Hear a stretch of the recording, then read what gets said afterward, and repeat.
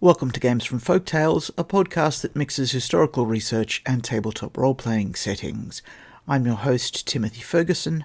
This week, the Australian experience of the First World War as inspiration for the Tremare experience of the Schism War.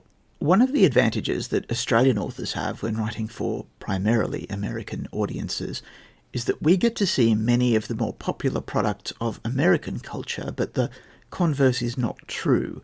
This means that things which are, to us, commonplace are, to them, surprising. I first noticed this when I wrote a brief piece for Ars Magica in one of the online forums about a tree with bark like paper, but pink like human skin, and with dangling silvered leaves shaped like crescents, from which a small creature looked with inquisitive eyes. Americans wrote to ask me what drugs I was taking.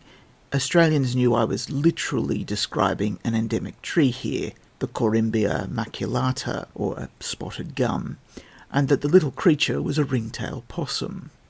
For Australians, even our endemic things can, for American readers, be exotic. I wanted to change the Tremare so that they were no longer the default villains for every story. The way they were being used seemed so weak and unchallenging. They were the evil guys, and you could tell because they wore black and did pointless things while ranting about power. I thought we needed to move to villains with realistic motives. At the time, I was reading a lot of military fiction and was looking for a way to simulate the genre in Ars Magica. It gave the writing a structure, and I liked the idea that since the Tremare are never the best at anything, because of the game mechanical fault that makes them good at certain and nothing else, they cooperate more than other houses. So, an army then, with roles and doctrine. I used the Australian experience of the First World War as my foundation for the attitude to war of the Tremare. The Australian experience of the First World War was that we suffered greater casualties as a percentage of population than any other combatant state. Every little town has a hall for returned soldiers. Every little town has a cenotaph with the names of those who didn't come home. I walked past the cenotaph whenever I walked from my school to the local shops to buy a sausage roll when I was a schoolboy. In the past, when I've tried to describe this to people from other countries, particularly Americans, they want to say, oh, we commemorate that too, but no, it's not like us. Gathering around the cenotaphic stones in the dark to wait for the dawn and renew the promise not to forget what happened is the defining ritual of Australian citizenship. We literally call the dead and hold a ceremonial night vigil for them as the single defining action which Australians recognise as the thing we do that expresses who we are. Our children don't say oaths to the flag. We deliberately mumble the second verse of our anthem, and we would not have chosen our anthem if the vote had been free. A story about a sheep thief who dies and becomes a ghost was preferred by so many that it was deliberately excluded from the ballot. We had to change our national colours in 1988 because we didn't know what they were, and we'd been using the wrong ones for decades. Our system of government is not the one we would have chosen if given a free choice. Australia Day is marked by annual ceremonies of apology, and there is a determined effort to change the date. Federation Day, when Australia literally came into being, is January the 1st, which has made it meaningless. The sacred day for Australians is ANZAC Day. The pilgrimage for young Australians is to ANZAC Cove. This is something we have chosen as the thing which represents the core of us. Our big day as a country is the day we remember. And it's not like the 4th of July. I've had this discussion before, and I would like to stress its utter difference from the way Americans celebrate their war history. Americans win. Their national story is about victory, and perhaps about their destiny.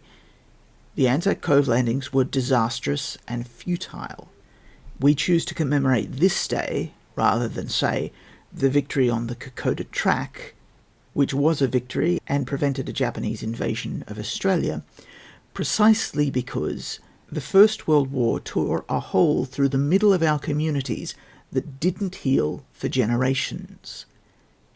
We are one of the few countries that chooses not to celebrate its victories. We're one of the few that celebrates in tandem with neighbouring countries, in our case, New Zealand. We are one of the few that lets veterans of the opposing army march in our commemorative parades.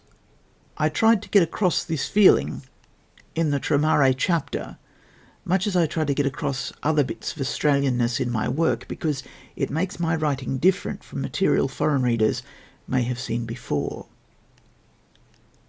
I think some of the moral ambivalence turns up in the end work. Should we have landed in Turkey or stayed at home? Was it right to go so far away and fight? Were the Turks really killing the Armenians? If we'd let more of our people die, would we have been able to stop the Armenian genocide? What if they hadn't really been killing Armenians? What if our invasion had made them kill the Armenians? The Armenian genocide is our equivalent of Diadne infernalism in mythic Europe. Are they doing it? Why won't they let observers check? If they did do it, did we stop it? Could we stop it? Or did our attack make them go off the deep end and start it? Story hooks. If you'd like to more strongly incorporate the ceremonies of ANZAC into your campaign, here are a few pointers. They may be familiar to players from Commonwealth countries who share some of the same traditions. I offer these in a spirit of commemoration and apologise if, by mixing in fantasy elements, I offend. That's not my intent. Young Australians often travel to the battlefield, particularly to be there for the dawn service. Player characters may similarly travel to commemorate. This is a secular pilgrimage. Seeds of a pine tree that was used as a point of reference on the battlefield have been cultivated in Australia and are used in some commemorative sites. Similar things may occur in mythic Europe, and the trees, because they are laden with story and a focal point for emotion, may attract the fae. The ceremonial night vigil is only a few minutes long and is marked at each end by military bugle calls. The first is the last post, which was originally used to indicate that the camp was secure for the night and the soldiers could rest. That it summons the ghosts of the dead is widely stated by the more poetical. After a delay, it's followed by the rouse, which marks the new day.